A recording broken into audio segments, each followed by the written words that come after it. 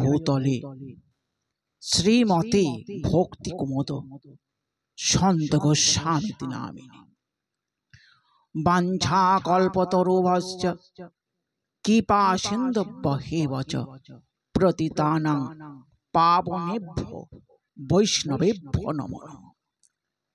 ভজ শ্রীকৃষ্ণ চৈতন্য প্রভু নিত্যানন্দ শ্রী অদ্বৈত গদাধর শিবাসাদি শ্রী গৌর ভক্তবৃন্দ। হরে কৃষ্ণ কৃষ্ণ কৃষ্ণ হরে হরে, হরে রাম রাম রাম হরে হরে। সর্বাগ্যে আমার পরমারাধ্যতম শ্রী গুরুদেব নিত্য লীলা প্রবিষ্ট অষ্টতর শতশ্রী শ্রীমৎ ভক্তিকুমোদ সন্ত গোস্বামী শুক্ল গুরু মহারাজের রাতুল চরণ কমলে আমার অনন্ত কোটি দণ্ডবৎ প্রণতি নিবেদন করি। তৎপর শিক্ষা গুরু পাদ পদ্ম সিধামপুরী কাকদ্বীপ বেহালা শ্রী চৈতন্যাশ্রমের বর্তমান আচার্য দেব শ্রীমদ ভক্তি সুন্দর জ্যোতি গোস্বামী মহারাজের রাতুল চরণ কমলে আমার অনন্ত কোটি দণ্ডবৎ। তৎপর পরম পূজ্যপাদ মাধব মহারাজের চরণ কমলে আমার দণ্ডবৎ প্রণতি। তৎপর পরম পূজ্যপাদ বৈষ্ণব মহারাজের চরণ কমলে আমার দণ্ডবৎ প্রণতি। তৎপর বৈষ্ণব মণ্ডলী মাতৃমণ্ডলী সকলকে আমার যথাযথ দণ্ডবৎ, অপরাধ নেবেন না। তৎপর আমার জ্যেষ্ঠা গুরু ভগ্নী পরম পূজ্যপাদ পরম পূজনীয়া অনিতা দিকেও আমার দণ্ডবৎ প্রণতি চরণ কমলে। হরে কৃষ্ণ।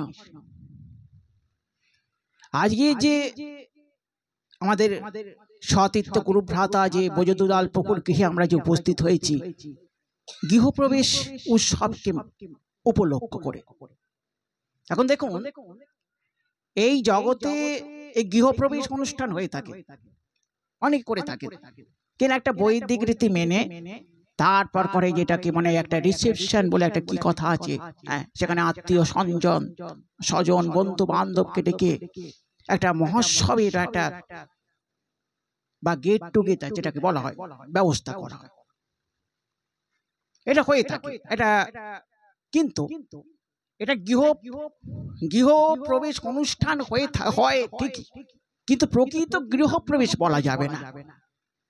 বলে কেন বলা যাবে না?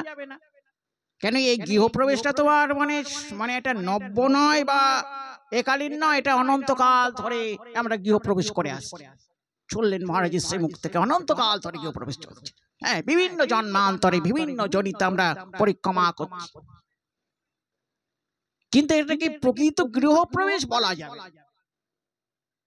কেন বলা যাবে না? না, যেখানে বলছেন যে যেখানে তোমার নাহি যশের প্রচার যথা নাই বৈষ্ণব জনের অবতার, যেখানে তোমার যাত্রা মহোৎসব না ইন্দ্রলোক হইল তথা নাহি যায়।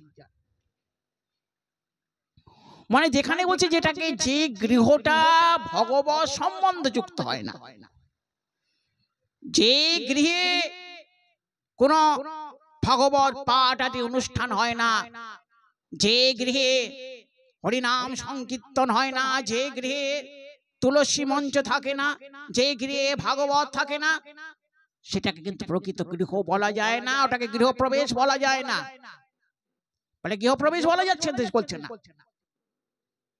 ওটাকে প্রকৃত গৃহপ্রবেশ বলা যায় না বা গৃহপ্রবেশ অনুষ্ঠান প্রকৃত বলা যায় না। কেন? যেখানে বলছেন যে মহৎ সেবায়ং দ্বার বিমুক্তি সমুদার যোশিতাং সঙ্গীতং সঙ্গ।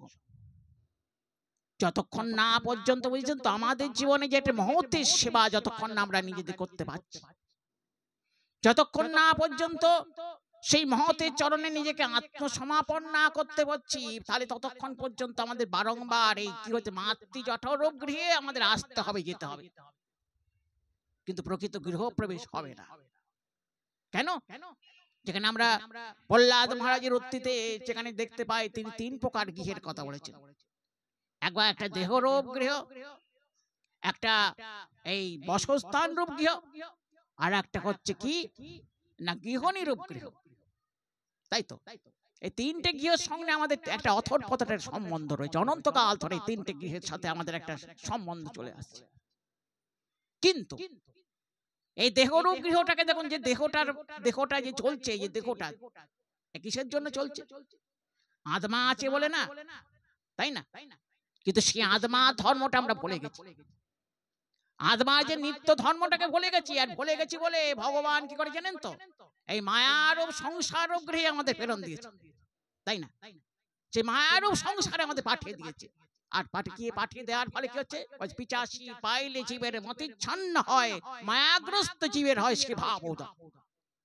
আর সেই মায়া, সেই ভগবানের বিমুখী মায়া আমাদের মায়াচ্ছন্ন করেছে। আর কি হচ্ছে বলুন তো? ওই জন্য চিত্তে শান্তি নাই। হ্যাঁ, কি বলছেন? উদ্বিগ্নং অস্কত আদম ভাবং বিশ্বআত্মাং যত্ত নিবত্যভি। উদ্বিগ্নং অস্কত আদম ভাব। কেন আজ বিশ্বে, গোটা বিশ্বে অশান্তির কারণ কি জানেন তো? এই উদ্বিগ্নং অস্কত আদম ভাব, যে আমরা সেই মায়া, আমাদের যে আত্মা ধর্মটাকে ভুলে গেছি, যেটাকে আমি প্রকৃত কি এই সংসারটাকে গৃহ মনে করছি, সংসারটাকে গৃহ মনে করে, এই অনিত্য সংসারটাকে গৃহ করাটাই জন্য আমাদের বিশ্বে অশান্তি, তাই না? তখনই বলছে এই গৃহ থেকে তখনই ছুটি হবে কখন? যে মহৎ সেবায়াং দ্বার বিমুক্তি, যখন আমরা সেই নিষ্কপট নিঃস্বার্থক ভাবে মহতের চরণে আশ্রয় লাভ করব, তখনই আমাদের এই দেহরূপ যে গৃহ, যে বারংবার যে আজকে দেহটাকে আশ্রয় করছি, আর এই মায়ারূপ গৃহ থেকে মুক্তি লাভ করব। আর কি বলে কোথায় যাব না, যেটা প্রভুপাদ জগৎগুরু ভক্তি সিদ্ধান্ত সরস্বতী গোস্বামী ঠাকুর প্রভুপাদ কাছে, back to God and back to home, this is the message, the Gaudiya mission. যে ফিরে চলো আপনার ঘরে, সেই গোলক নিত্য গোলক বৈকুণ্ঠ ধামে আমরা পৌঁছে যাব। একটা উদ্ধৃতি দিয়ে সমাপ্তি করব, যে এটা আমরা অনেকে শুনেছেন, আমার শ্রী গুরুপাদ বন্ধু বলতেন যে এক রাজার একটা পোষা পাখি, এক রাজার একটা পোষা পাখি ছিল। তার একদিন তার সামনে দিয়ে এক পথিক তাকে জিজ্ঞাসা, তার সেই পোষা পাখিকে জিজ্ঞেস করছে যে, বা তুই তো খুব সুন্দর, মানে খুব সুন্দর আছো, তুমি রাজার পোষা পাখি, তো তোমার তো কোনো অভাব নেই। হ্যাঁ, কি সুন্দর সোনার দ্বারে বসে আছো, বাস করছো, রাজার প্রদত্ত দেয়া কত সুস্বাদু আহার গ্রহণ করছো, কতই না সুখ। কিন্তু দেখো, আর আমার কি জীবনটা দেখো, আমি এই সংসারের জন্য কি অবিরাম না পরিশ্রম করে চলছি। সে সকালে 6টায় উঠি আর রাত 10টায় ফিরি, কি কঠোর পরিশ্রম। আর যাদের জন্য করছি সে কিন্তু কেউ কারণ না, তারা আমাকে সেইভাবে সেই মর্যাদা দেয় না। তখন বলছে, দেখো তুমি তো মনে করছো যে আমি এক সুখে আছি। বলছে এটা কিন্তু সুখের নয়। বাস কাঞ্চন পিঞ্জরে নিপু করে স্তন মার্জনং খাদ্যন্তি সুস্বাদু রসাল ফলন। যে আমি যে খাঁচায় থাকি কি সোনা, তাই তো, সোনা সব থেকে দান। আর কি খাই না, সুস্বাদু ডালিম্ব ফলম, সুস্বাদু ডালিম্ব ফল, সুস্বাদু সেই ডালিম ফল আমি খাই। আর কি করেন না, রাজা নিজে হাতে আমাকে আদর করে। মানে সব থেকে জগতে সর্বশ্রেষ্ঠ সুখ, মানে যেটা স্পর্শ সুখ, হ্যাঁ সেই স্পর্শ সুখ, সেটা আমার করে। কিন্তু কি জানো তো, এত সুখ স্বাচ্ছন্দ্য পেও কি মনে হয় জানো তো, কেউ কি মনে হয় জানো, যে কেউ যদি একবার সোনা আমার দরজাটা করে খুলে দেয়, তথাপি মনধাপতি জন্ম বিটবে। আর মনটা চায়, কেউ যদি কোনো সবান্ধব একবার যদি আমার এই সোনার দরজাটা, সোনার খাঁচার দরজাটা খুলে দেয়, তাহলে আমি কি করবো জানো তো, সে উড়ে উড়ে উড়ে সেখানে যাবো যেখানে আমার জন্ম হয়েছিল। সেই রকম এই যে বলেছেন তো, আমরা এই যে সংসারটাকে, সংসারটাকে মানে প্রকৃত সুখের স্থান মনে করছি না। হ্যাঁ, যেখানে দেখুন কত সুন্দর সুন্দর ফ্ল্যাট বাড়ি তুলছি, কত সুন্দর সুন্দর, সুন্দর সুন্দর ডেকোরেশন করছি, মনে করছি কত সুন্দর সুখ স্বাচ্ছন্দ্য থাকবো, কত ভালো থাকবো। কিন্তু না, চোখ বুঝালেই হরি বল, পালাইবার পদ নাই, জম আছে পিছে, কৃষ্ণ নাম করো জি, বাকি সব নিচে। ওই ফ্ল্যাটে কোটি টাকা দিয়ে, এখন তো কোটি টাকার দরে ফ্ল্যাট চলছে, কোটি টাকা বলে কিচ্ছু নাম নেই, যে কোনো মুহূর্তে জমা আসতে পারে।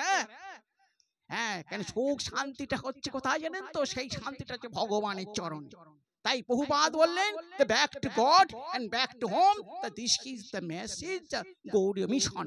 আমাদের সেই নিত্য গোলক বৃন্দাবন একদিন ফিরে যেতে হবে, সেখানেই গেলে আমাদের ওইটাই প্রকৃত গৃহপ্রবেশ। বাঞ্ছা কল্পতরু কৃপা সিন্ধু ভবেৎ পতিতানাং পাবনেভ্যো বৈষ্ণবেভ্যো নমঃ।